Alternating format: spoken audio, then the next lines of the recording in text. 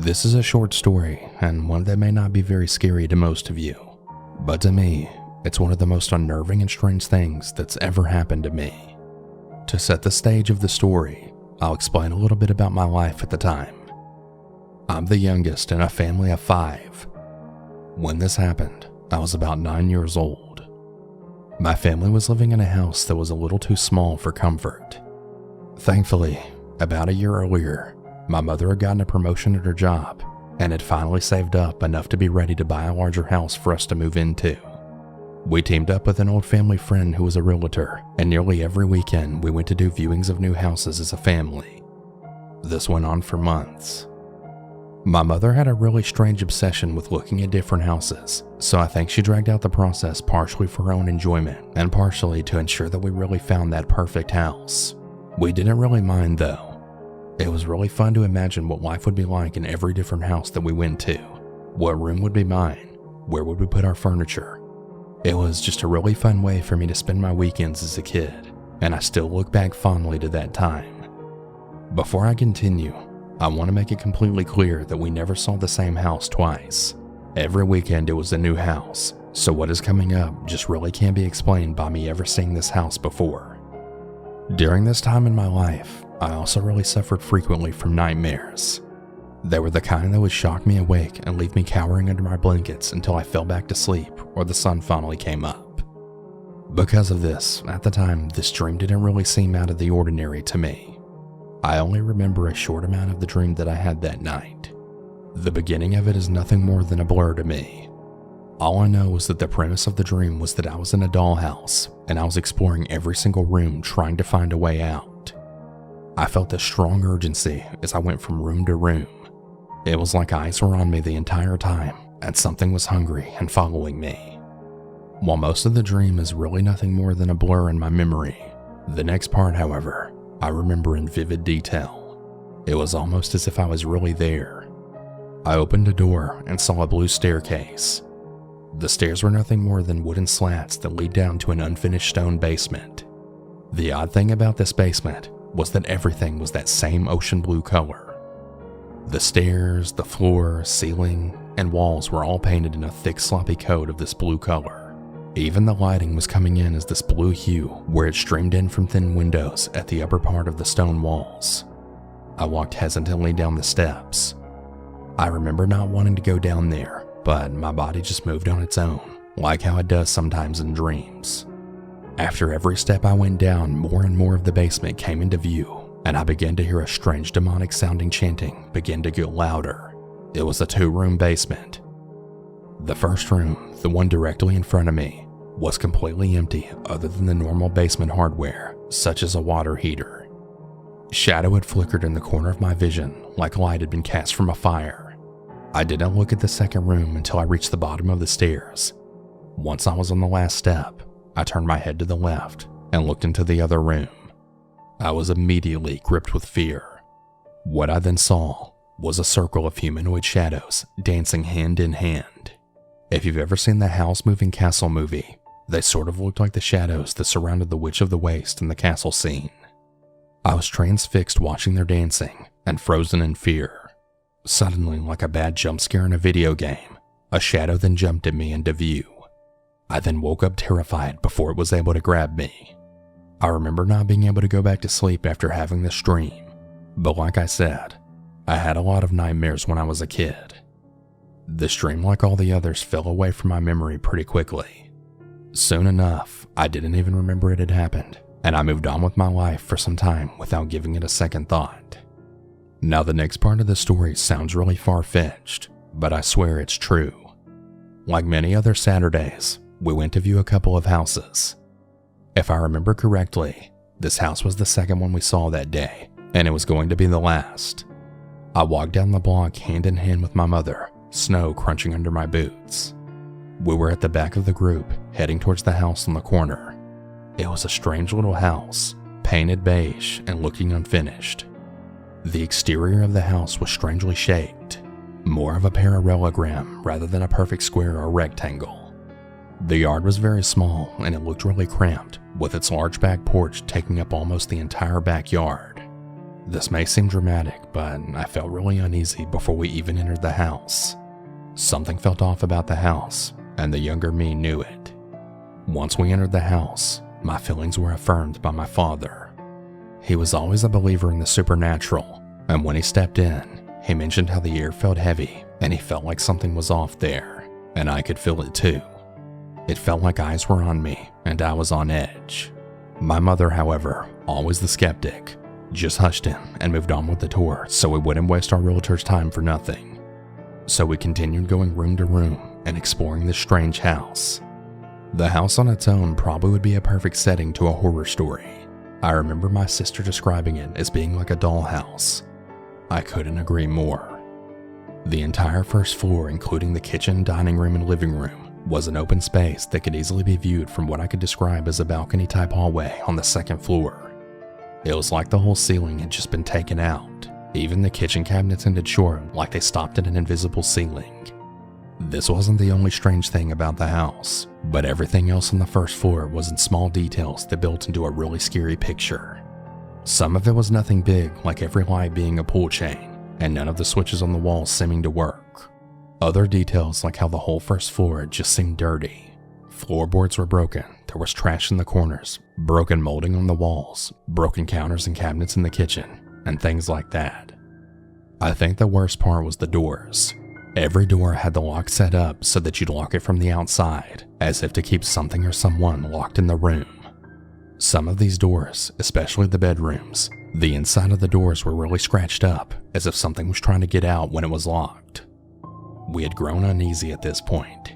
My parents and elder siblings especially, who at the time better understood the connotations of the weird things we found. Even so, we then moved on to finish the tour. There was really only one main room on the upstairs of the house. It was the master bedroom, and somehow the strangest part of the house up to that point. While the rest of the house was dirty and damaged, the master bedroom seemed to be completely remodeled and new. It was honestly the nicest bedroom that I'd ever seen. It was huge and fancy looking, and it even had a jacuzzi in it. The weird part about this, though, was that the room was all decorated in the same blood red maroon color. The walls, the carpet, the bedding, everything in the room was this color. Something about it was really unsettling, and when my sister made a snarky joke about how the color was to hide the bloodstains when whatever murderer killed their victim here, my mother ushered us out of the room quickly. By this point, my whole family was thoroughly creeped out and ready to leave this house, but because we had already seen so much, we decided we might as well finish with the last room, the basement. Though things were already really strange and unsettling, the basement was the final straw for me. We opened the basement to reveal a set of blue stairs leading down to a blue room. Though I had forgotten the nightmare up until now, it all came rushing back to me. I couldn't believe what I was seeing at first. Every step I went down only proved what I was seeing was real. Exactly like my dream, I walked down the blue steps into an unfinished blue basement. The walls, the floor, the ceiling, and stairs were all slathered thickly in the same color of ocean blue paint. The only difference was the room was dimly lit only by the white midday winter light streaming in from the windows. I was so afraid to see the other room as I approached the bottom of the stairs. Finally, I had turned my head left to look into the second room and saw nothing. It was completely empty other than what looked like a filled hole in the middle of the room where the shadow had been dancing around in my dream. Perhaps it was from a furnace or something else, but I didn't care to know. Tears threatening to escape from my eyes, I grabbed my mom's hand and then said, "Mom, I really want to leave. I'm scared." My family agreed that it was time to end this strange tour. My mother took me outside while my father and siblings finished up with the realtor, saying their goodbyes. My mom asked me what was wrong, but I never told her.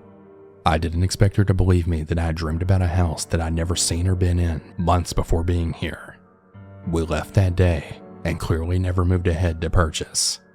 Quickly, my family forgot all about that strange house, but to this day, it still really haunts me.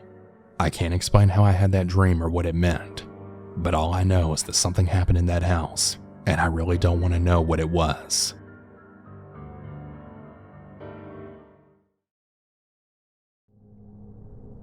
I'm not exactly sure how to start my story.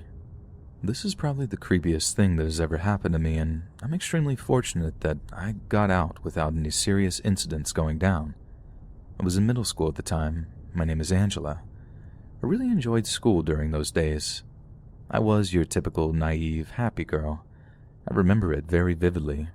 It was my 8th grade first semester, so I had only a few weeks until Christmas vacation, which I was looking forward to because I got to see my cousins. We always had so much fun.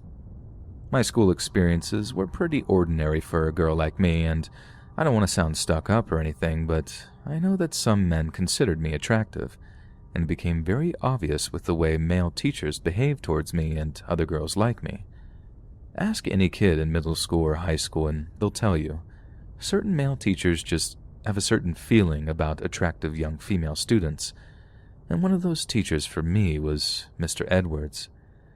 I had him for a couple of different classes. He was my homeroom teacher, history teacher, and geography teacher, so I saw him quite a few times every single day. The way he looked at me, it was just a little weird. I didn't recognize it at the time, but the signs were definitely there. He just lingered a little bit too long, and I know I wasn't the only girl in the class that he looked at a little bit too much. Now, for the most part, this was completely harmless. Many of these male teachers never act on their impulses, which is a good thing, but from what I understand, Mr. Edwards was going through specific tribulations in his personal life. I don't really know the specifics, but I heard a rumor that him and his wife got a divorce. I heard that rumor toward the beginning of the semester, which meant that it could have happened sometime in the summer, or maybe even during the school year. I'm not really sure. It was just a rumor. But it certainly would explain some of his behavior. I remember as time went on, my intuition about him became more negative, and I genuinely started feeling uncomfortable in his class. So there was this one time that he called me in front of the class. He would call on students to write the date of a specific event that we were studying, and you would get up and write the date on the board. If you got it right, you got a piece of candy, normally a lollipop or something like that. But if you got it wrong, you just sat back down. We were actually studying World War I, and he called on me to write the date for the start of the war. I wasn't a bad student, but history was really hard for me because I thought it was boring. And I didn't know the date. I just guessed 1904, but apparently that wasn't right. Even now, I still don't care enough to Google it. I finished writing on the board. I turned around to look at Mr. Edwards to see if I had gotten it right or not, and he looked really weird. I'm not even sure how to describe it. Then he said, "You should know this. You've been a very bad girl, Angela. I might have to punish you after class." He was sitting at his desk, and he said it in such a creepy tone of voice. It was the freakiest thing I'd ever seen. I remember looking at everyone's facial expression, and they thought exactly the same thing that I thought. Mr. Edwards caught himself. I guess he realized what a creep he was being and decided to turn the situation into some little joke. He pulled out a Nerf gun from under his desk and shot it at me. The class laughed. It would have been a funny moment had I not felt like he was such a creep just a few seconds prior. I talked to my friends about it after class, and they all agreed that it was really weird. If that experience wasn't bad enough, it got even worse. So it was really cold outside, but the school had the heaters on really high. Everyone, including myself, would wear a really heavy sweater or jacket to school and then take it off when we got inside. It was the only way to do it. It felt like an oven in that school sometimes. Being the forgetful person I am, I left my sweater in class, and it was none other than Mr. Edwards' class. It wasn't a big deal. I had plenty of sweaters and jackets. I even had a spare in my locker that I wore home that day. So it was really easy for me to forget about it after a day or two. I just had other things on my mind. Well, I told my mom about it, and she nagged at me to make sure that I got it before the semester ended. She did the whole, "I buy you all these clothes, you better take care of them," type rant. Kinda typical, but she was right after all. I think it was 2 or 3 days before Christmas break began. I went to Mr. Edwards' class after the last class before the day ended. I was hoping I could just look around and it would be somewhere. Maybe in the back or in the lost and found box, maybe. I looked everywhere, though, and I didn't see it. That was when I asked Mr. Edwards. He was there, and, of course, he was oh so eager to help me find it. When I explained the situation, he acted like he was just remembering something. My mistake. I've just had it under my desk for a few days. I've been meaning to give it to you, I just got caught up with grading final papers. He pulled it out from his drawer in his desk and handed it to me. He played it off like he completely forgot. Something told me that it was not an accident, not only because of what had happened in class that other day, but also by his facial expression when I asked him. I'm guessing that he was holding on to it in hopes of keeping it, and that he hoped that I would just forget about it. Very creepy, I know, and that was one of the creepiest things to ever happen to me, but here's the really crazy part. A couple of years later, I was attending college.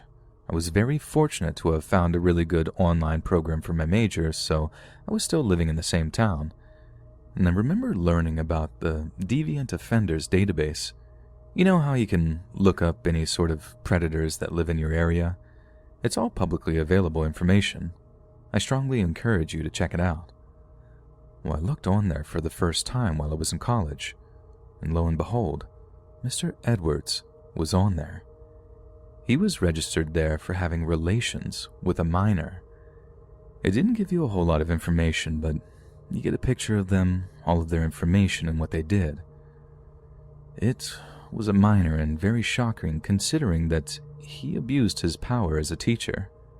The creepy part is that it happened just a year after I had class with him. I was really grateful he didn't try that with me. I know it's really difficult when someone has so much power and abuses it over you like that, but I looked at some of the other people in that database in my area. I was shocked. It dawned on me that there are many reasons to be very cautious. Stay safe, everyone, and be aware of any predators that live in your area.